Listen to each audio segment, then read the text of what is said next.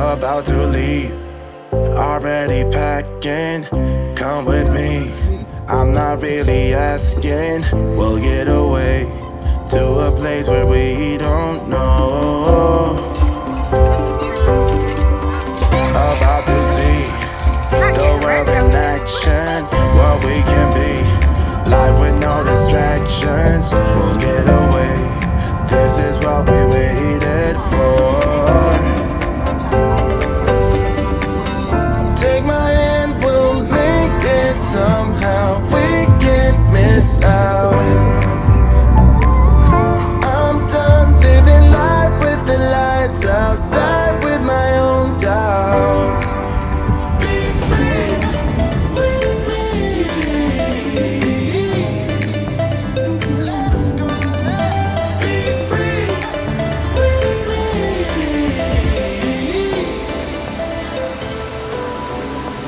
Be free.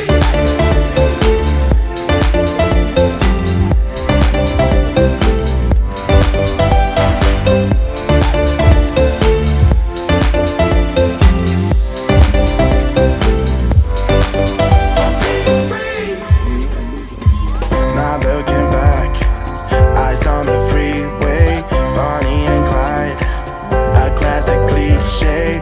We're on the run. This is what we waited for. Take my hand, we'll make it somehow. We can't miss out. I'm done living life with the lights out. Die with my own doubts. Be free.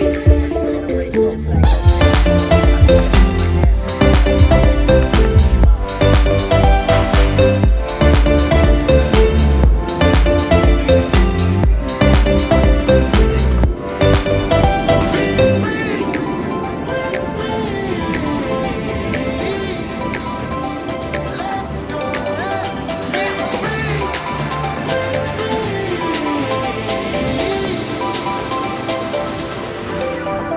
Be free.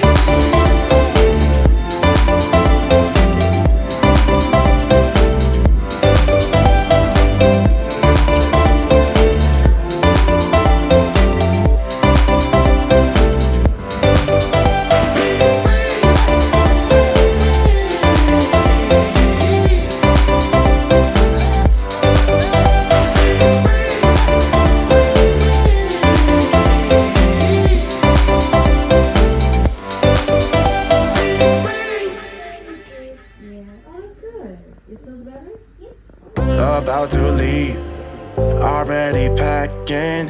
Come with me, I'm not really asking. We'll get away to a place where we don't know. About to see the world in action, what we can be. Life with no distractions, we'll get away. This is what we waited for. Take my hand, we'll make it somehow. We can't miss out. I'm done living life with the lights out. Die with my own doubts. Be free with me.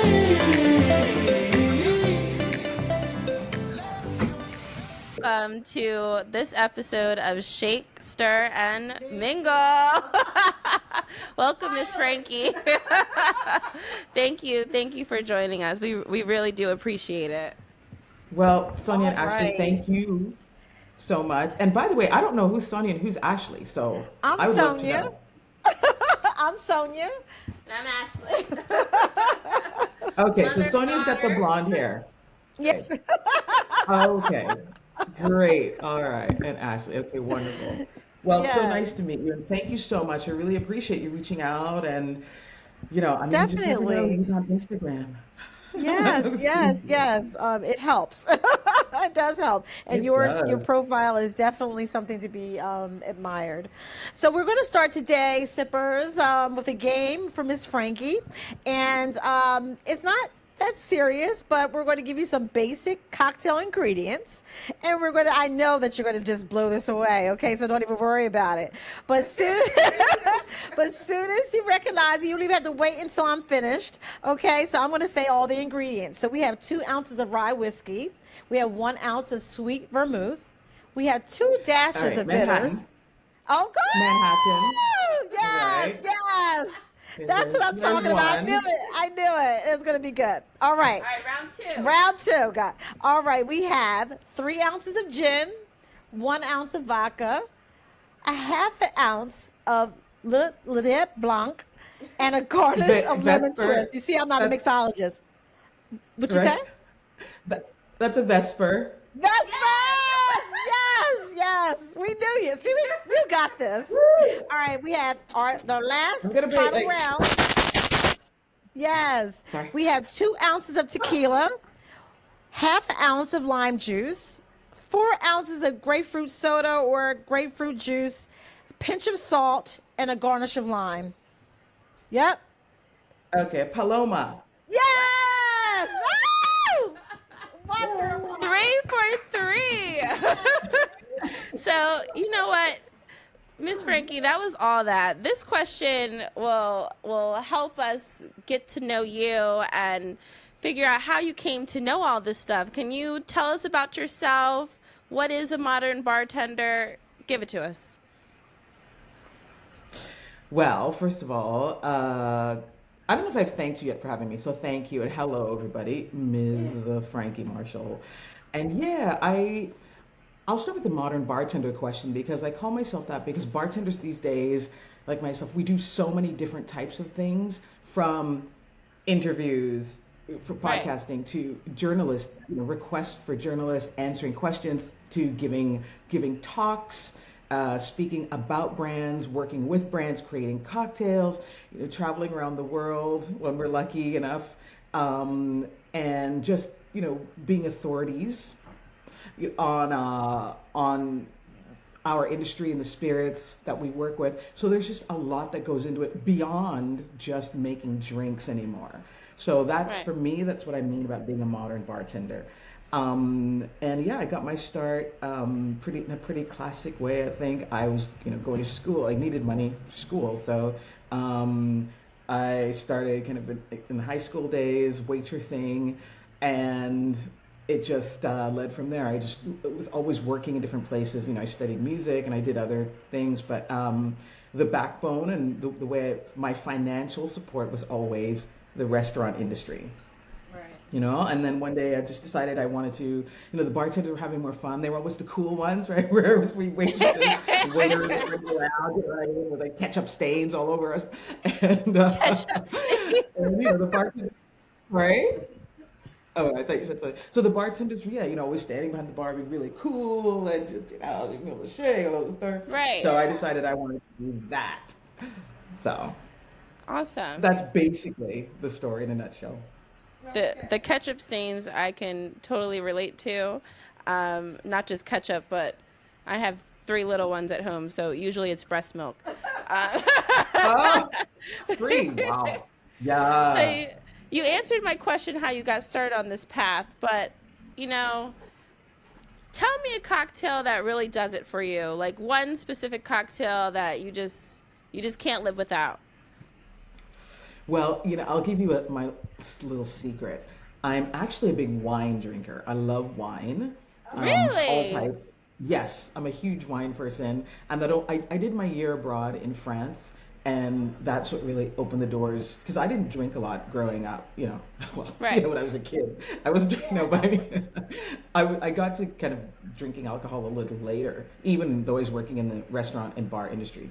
So yeah, wine really appeals to me. But if I have to pick a cocktail, and I will, it's a martini. Definitely a gin martini.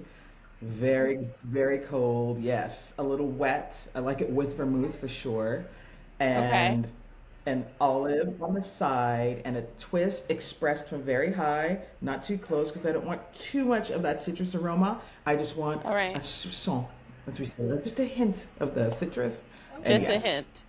Okay. Yes, I think we're gonna accept for your me. challenge and we're gonna try to create this martini at home. We'll let you know how it goes. We obviously don't Please have your skills, do. but We have no skills. we, No we skills. have no You don't. skills. But we're up for the All you challenge. really We'll make need. sure to do that squeeze from up high. So it's just the Yeah, hint, okay? exactly. About like literally about 6 to 8 inches. Say your glass Okay. is here. I'm like something like this, right? So you'll just see the little bits of mist just falling gently, gently onto the top of your cocktail. Okay. But the key is Yeah, using yeah. great We got ingredients, it. We right? can do it. We can do it. All right. All right. All right. Next question. Next question. What's the most unexpected or surprising ingredient you've used in a cocktail, and what was the purpose, and how did it turn out? Well, I was trying to figure that. I tell you what definitely was not breast milk. So I'll tell you that. But I, I was trying to think. I don't know if I've used anything that wild. I mean, things have changed so much. Like these days, I mean, there's somebody in the UK who's used, I think, whale sperm. I mean, people put all kinds of things at this point. What? So I really don't think I've done anything that way out there. I remember years ago Woo! though. Yes, I'm whale pretty, sperm. Did I hear you I'm correctly? pretty, or it was, yeah. There's a word for it. I can't think of it right now. Or yeah. So I mean, basically everybody's looking for that crazy Yeah, that ingredient wow because The so much wow. has been Yeah. done. Yeah. Um, but no, but I remember years ago I did. I mean, it doesn't sound interesting now, but at the time, I called it my salad cocktails when I put oils and vinegars. A lot of people use oils now, but I think Okay. when I first put oil in, it was probably 2012 or something, and it was the person who was running the program went, oh, I don't know if people like oil. I was using I think it was a walnut oil at the time. Um, Wow. but again, this was, a long time ago. So I can't really think. I don't know. It's like nothing is that unusual anymore, I feel. Y- Anything You know goes. what? Maybe the So, listeners or the viewers, if you have a special ingredient, if you've heard of a cocktail with whale sperm, or or you tried one with the oil, hit us up in the comments, DM us. We'd love to hear about those surprising ingredients. Okay. Oil. All right, that's interesting. yeah. My next question, Miss Frankie, if you could create or cook up a cocktail to represent the essence of a particular destination, what would it be? What ingredients are you using? And what are you using to capture the flavor and the spirit of the destination? Well, I'm going to, my easy answer for this is I would use ingredients that are local to that destination. So wherever Love we it. are, if you want to choose someplace, I think that would represent the most. Like if we were in Thailand, I would look for local, I don't know, maybe it's Thai basil, maybe it's some kind of, fruit that's local to there. I think that would represent, or spice. I love spices and cocktails as well. So I think that's what I would do. Okay. I think local and seasonality, like with chefs, look at the food. I think that is really important, and we don't always. I mean, I live in New York, so we have produce all year round, but that's not always the best thing, right? Because I don't know if you've ever eaten a tomato. Like the tomatoes right now are horrible, Yeah. but I still buy them because I love tomatoes. But there's really a season for them, so I think Okay. that's really important. So seasonality, locality, yeah, that's what I would say. That sounds about right. It really captures the destination, the locality, the seasonality. Copy Yes. that. All right. Next question. Which tool is a must have for creating if you could only have one? What's it gonna for be? for creating cocktails. Yeah. Well, it depends on your level and what you're doing. I would say, I mean, okay, so I'm not going to say a spoon because you can stir with anything, right? Mm-hmm. I think for some people, some way to measure can, Okay. especially if you're starting out, that can be important. Um, I mean, you can mix a cocktail in anything. You can use a quart container at home. You can use a teacup, right? So you have a lot of these tools, but sometimes the measurements. But then I don't know. What I'm trying to say is I don't really know. But you know what? Because I can, at this point, I can taste my way to a properly balanced cocktail, right? So I don't need the Right. jiggers. So I'd say for the home bartender, though, maybe a jigger, just to be able to, when you start out, to measure, to be able to use Okay. proper measurement. Because not everybody knows what a half ounce looks like, or you I might not have certainly that. do not. Right. So I think for the Yeah, home tender, I'm going to say a jigger. a jigger. Okay. Well, if Yeah. And for anyone me, out I'm there going is to, using something different, tell us something crazy that you're using to measure at home. I'd love to hear it. I've seen people drink out of shoes. So ooh, is that one a can only honeymoon imagine. thing? Yeah. Not us. Now. You don't worry about that, sippers. Not us. you Right. know, Only the Now, finest I don't know if I've ever drank out of a shoe. I've got a ton of shoes. I should because I've got all these pairs of shoes I've never worn, so I could definitely drink out of a clean shoe. But Right. you know what? I actually have a lot of glassware. I've got a lot of beautiful, like, vintage glassware that I collected, and now it's all sitting on my shelf, and I'm like, what am I doing with all this? Because I don't even use them. I can Um, imagine your travels, I assume. From your what? Sorry, travels, what'd you I would say? assume.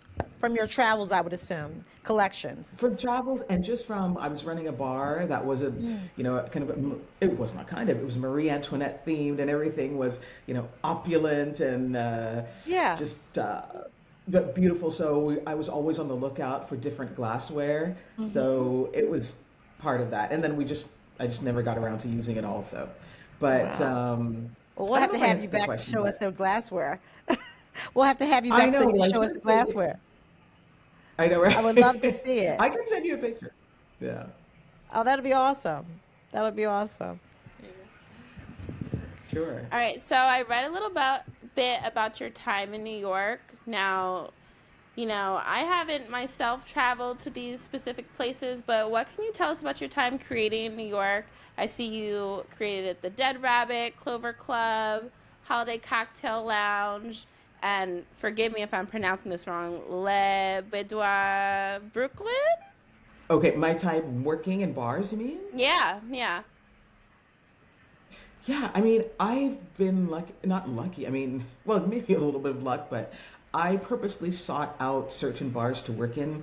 My first Okay. cocktail bar was Clover Club, and there was an ad on Craigslist, and I answered it, and I remember distinctly seeing it and thinking I need to apply for that job, um, and I targeted that place, and I've worked at some great bars, like you said, Dead Rabbit, and I worked at these places in the heydays when they were really, really. I mean, they're still there; they're still going strong, of course. But when they were just, newer to the scene and more, Yeah. wow, there was this kind of real awe-inspiring aspect about them.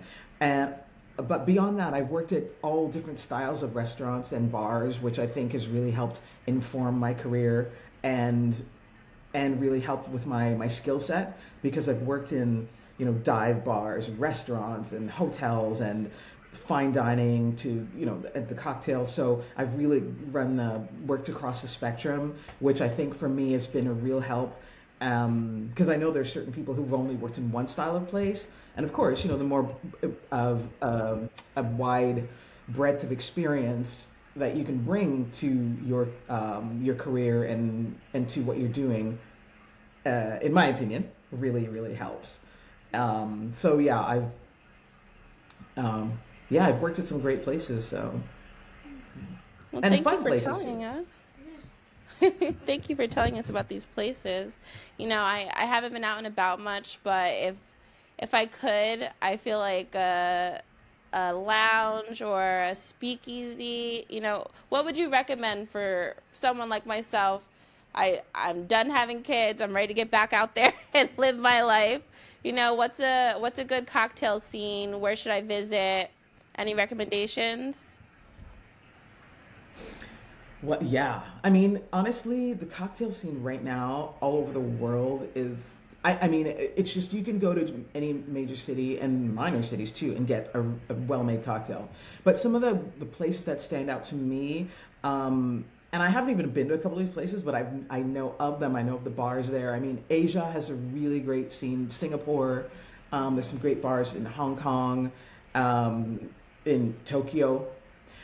London has some really, really strong bars, and not just the bars. It's just well, it is the bars, but it's the people running them and what they can do over there. One thing we have that's kind of holding us, I will say, I shouldn't say holding us back, but in New York, one thing that works against us is it's very expensive to run a Yeah. bar. And, New York tends to be about the bottom line. You need to make money, you need to pay the rent, get people in, get them out, that kind of thing. Whereas, say, in certain cities in Europe, if you've traveled there, you know that it's much more relaxed. No one's going to rush you with the check, that kind of thing. So the experience is different. And the serves are different because, again, when I was running this bar with the great glassware and the great, beautiful menu, guess what? People would steal them all the time. That's why I collected so much glassware because I had to try to replace it.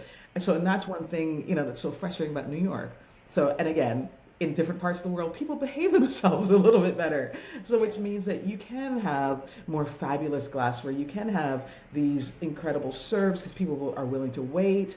So, I think that informs, and that really helps to uh, give a kind of an advantage in a certain way to other cities. So, so those are something. I know there's some great things happening in Australia, Sydney and Melbourne in particular. I mean, there's some really great cocktail cities right now. Scandinavia too. So yeah.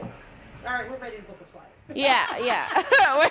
we're definitely ready to book a Sorry, what's flight. that? The life has been so crazy for us for the last probably 5 to 7 years, that we are ready to book a flight, and we will definitely take into account those locations that you brought up and start hopping around. You know Oh yeah, what? you should absolutely. And I'm willing to accompany you too. I'll get on that flight with you. We All would right. Be love sure. that, and Hold you to it. we're gonna hold you to We're it. definitely going to hold you to it. Ashley, she just had twins. Ashley has twins. She just had them in October. And we also have a 3-year-old. So our hands are full, but I could always hop on a flight. Yeah.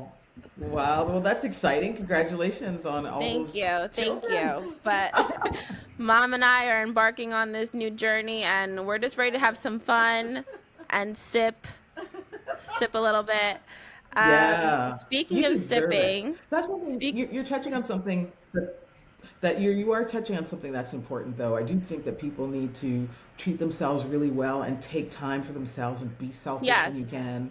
Obviously you have kids, it's a little bit different. But I think maybe, and sorry, Mom, I'm going to say this, maybe, you hand Mom the kids for a day Yeah, yeah. and then you run and do your thing. No, but I do think that's really important that people, women, men, folks, whomever really needs to, because I think we tend to get caught up in, we need to succeed, we need to get ahead, we need to raise our kids and have the family life, but we need to really take care of ourselves and make sure that we're happy. Yeah. Thank you, thank you. Totally appreciate that, and it's nice to hear it coming from you, who's living your life and out there having fun. That we get out of our heads and do the same. So we appreciate it. You know what? Can you tell me 5 tips that would make someone a better bartender, mixologist, home bartender? 5 things. Well, did you say a home bartender for the home? For home, Or yeah. yeah. Well, I'll start with ingredients again. I can't say that enough. It's worth investing in good quality ingredients. Um, it's so important, brands, and just know that not every gin is created equal. Not every tequila or mezcal, right? They vary from brand to brand. They vary from country to country. So I just encourage people to again invest in quality, find out what you like, and then invest in quality ingredients. As we said, you don't need a whole lot of tools, but just a couple of main things would help you. I mean, it's not expensive to get an actual bar spoon. You don't really need one, but it's a little easier to stir with a long bar spoon than a tablespoon, but you can still do it. And pay attention to, if you can, like, make some nice ice. It's really easy now to buy nice ice molds, or you can make ice yourself. Because a lot of times when we buy the ice at the store, it melts so quickly, and you really have to be able to time your shaking or your stirring so that you don't get an over diluted drink. So if you can't make your own ice, just keep an eye on that, right? Okay. And how many tips is that? And enjoy, and drink in moderation. Let's be honest. It's Everything tastes better when you do it a little at a time, Okay. And even when I'm drinking my tea I don't like a full cup of tea or coffee. I like to put in a little at a time, because to me it's just, I don't know, it's just more elegant. It tastes better to me. Even I have a glass of water here. It's only half full, not half empty, half full. Anyway, Half full, definitely. So yeah, there's no rush, right. is what I'm saying. No rush. Just enjoy yourself. Take your time. Enjoy it. Yeah. Enjoy it. Can you tell me which drinks or ingredients, in your opinion, are best or worst for your health? Well, I think for the home, I think the ones that are shelf stable are always best. Okay. I mean, I think any ingredient is fine, really, but you have to just keep an eye, or just remember, if you make, say, something like a simple syrup, sugar and water, that can stay for a long time in the fridge. But there's some, like lemon juice is going to start changing immediately, right? So you've got to be careful. You don't want to keep the juice for too long, maybe 2 days at the most for something like lemon or lime juice. So again, just keep an eye on things like that, and just back to the quality ingredients, and just make things that you enjoy. No, we're pretty much wrapping up. I just want to make sure the Okay. sippers know to take care of your bartenders, your mixologists. They say please and thank you. They are using those muscles. They are on their feet, manners. And we just appreciate you guys tuning in. Miss Franky, we really appreciate you talking with us. Well, look, all I'm going to say is, I just want to say to everyone out there, thank you so much. It's been a real pleasure to be on this the Shake, Stir, and Mingle podcast, and I'm wishing you really the best with this endeavor and this journey. And to all those home bartenders out there, keep at it. Use your great ingredients. Do your research. Make your delicious cocktails in moderation. And just enjoy and get out to support bars when you can. Already packing, come with me. I'm not really asking. We'll get away to a place where we don't know. About to see the world in action, what we can be. Life with no distractions. We'll get away. This is what we waited for.